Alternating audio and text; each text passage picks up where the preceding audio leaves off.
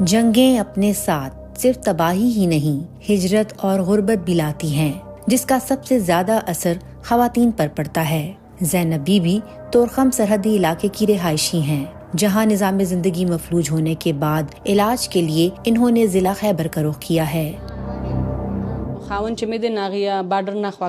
میرے شوہر سرحد کے اس پار مزدوری کرتے ہیں۔ جنگ جب سے شروع ہوئی ہے ہم یہاں اپنے رشتہ داروں کے گھر پر ہیں۔ میں حمل سے ہوں، بہت پریشانی اور مسائل ہیں۔ میرے شوہر وہیں پھنسے ہوئے ہیں۔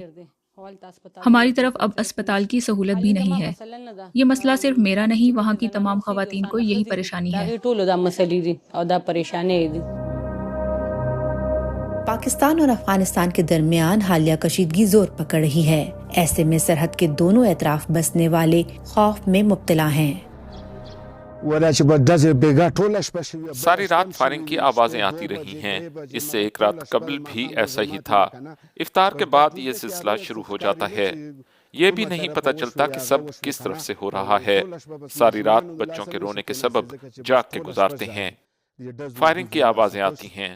باقی اللہ خیر کرے، ہم چاہتے ہیں کہ دونوں جانب صلح ہو جائے۔ ہماری طرف حالات یہ ہیں کہ بچے اور خواتین خوف میں مبتلا ہیں، 7 مریض تکلیف اور مشکلات ہیں، آپریشن والے مریض بھی ہیں۔ اللہ کرے یہ سب خیر کے ساتھ ختم ہو، دونوں ملک کوئی راستہ نکالے اور جو مسافر اس طرف پھنسے ہیں وہ بھی اپنے ملک کو جائیں۔ بارڈر پر جنگی صورتحال کے سبب لنڈی کوتل اور طورخم سے منتقلی کرنے والے سینکڑوں افراد نامساعد حالات کے سبب بیماریوں میں مبتلا ہو رہے ہیں۔ جمرود اسپتال کی سینئر گائناکولوجسٹ کہتی ہیں کہ یہ خواتین جسمانی ہی نہیں، ذہنی صحت کے مسائل سے بھی نبرد آزما ہیں۔ پہلے تو بارڈر کھلا ہوا تھا تو اکراس دا بارڈر شادیاں ہوئی تھی۔ اب یہ ہے کہ وہ آ جا نہیں پا رہی، اپنی فیملی سے مل نہیں پا رہی، تو وہ سائیکولوجیکل ایشوز اتنے بڑھ گئے ہیں، مینٹلی وہ اتنی ڈسٹرب ہوتی ہیں، تو اس وجہ سے اسپیشلی ڈیورنگ پریگنینسی ویسے بھی سینسیٹیوٹی زیادہ ہو جاتی ہے، امیونٹی لو ہو جاتی ہے، مینٹلی بندہ ویسے بھی اس کو سپورٹ کی ضرورت ہوتی ہے۔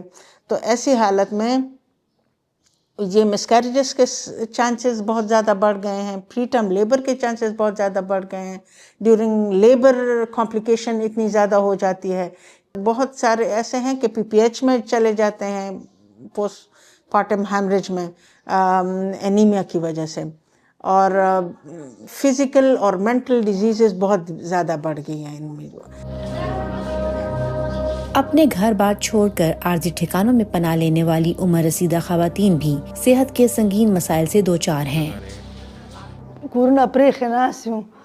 گھر چھوٹ گئے ہیں، سامان رل گیا ہے، کبھی ایک کے تو کبھی دوسرے کے گھر پر پناہ لے رہے ہیں۔ گھر ٹھیک نہیں ہے، گندے لیٹرین ہیں، کھلے میدان میں رفع حاجت پر مجبور ہیں۔ میرا پیٹ پھول گیا ہے، زخم بن گئے ہیں، یہاں ڈاکٹر کے پاس آئے ہیں تو دوا کے لیے بھی محتاج ہیں۔ ہر ایک چیز کی محتاجی ہو گئی ہے۔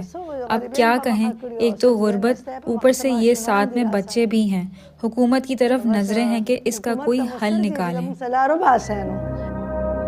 محکمہ صحت کی کنسلٹنٹ ڈاکٹر کہتی ہیں کہ حالات کی نزاکت اور خواتین کی صحت کی حساسیت کا ادراک کرتے ہوئے ایسی خواتین کو بغیر کسی کاغذی کارروائی کے فوری علاج معالجہ فراہم کیا جانا چاہیے۔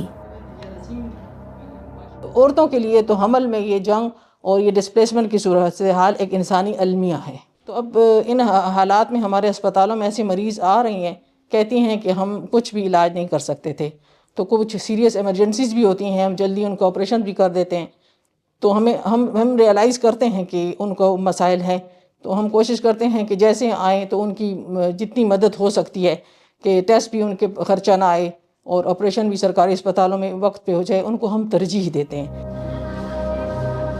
پاکستان افغانستان تنازع کے سبب بے گھر ہونے والی خواتین حکومت سے صحت کی سہولیات کے علاوہ مالی امداد اور تعاون کا مطالبہ بھی کر رہی ہیں۔ جنگ ہو، تنازعات یا پھر قدرتی آفات، متاثرین میں سب سے زیادہ تعداد ہمیشہ ہی خواتین کی ہوتی ہے۔ انسانی حقوق کی تنظیمیں کہتی ہیں کہ ایسے میں ریاست کی ذمہ داری بڑھ جاتی ہے کہ وہ اس ولنریبل طبقے کی صحت اور بہبود کے لیے فوری اور ہنگامی بنیادوں پر اقدامات کرے۔ فاطمہ نازش، DW اردو، ضلع خیبر، خیبر پختونخوا، پاکستان۔